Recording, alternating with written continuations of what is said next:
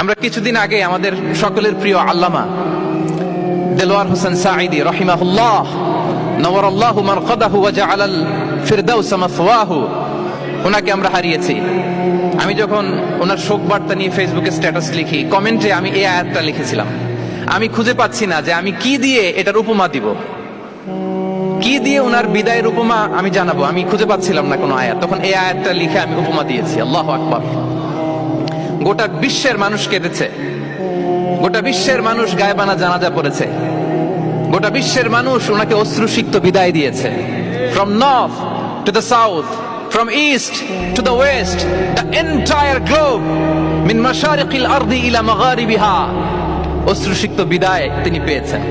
এটাই আল্লাহ তাআলার সন্তুষ্টির একটা জলজ্যান্ত নমুনা। জোরে বলেন ঠিক কিনা? এর চেয়ে জলজ্যান্ত নমুনা আমার জীবদ্দশা আমি দেখিনি। এত মানুষের কান্না, কাবার গিলাপ ধরে কান্না, এভাবে ভালোবাসা প্রকাশ করা, এভাবে তার প্রতি তার জন্য অশ্রুসিক্ত দোয়া করা, কান্না জড়িত দোয়া, এটাই প্রমাণ করে যে আল্লাহ তাআলা ওনার উপর সন্তুষ্ট হয়ে গিয়েছেন। ওনার আর কি চাই? আমাদের আল্লাহর আর কি চাই?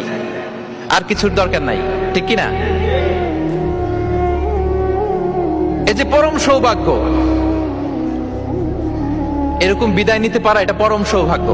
আমরা আল্লাহর জন্য দোয়া করি, আল্লাহ তাআলা সারা জীবন তিনি যেমনি কোরআনের বার্তাকে গোটা বিশ্বব্যাপী পৌঁছে দিয়েছেন, তার কবরটাকে আল্লাহ তাআলা কোরআনের নূর দিয়ে আলোকিত করে দেখ। কোরআনকে আল্লাহ তাআলা তার কবরের সাথী বানাক। কোরআনকে আল্লাহ তাআলা তার কিয়ামতের দিন, in the day of judgement, তার পক্ষে শাহাদাতকারী হিসেবে কবুল করুক।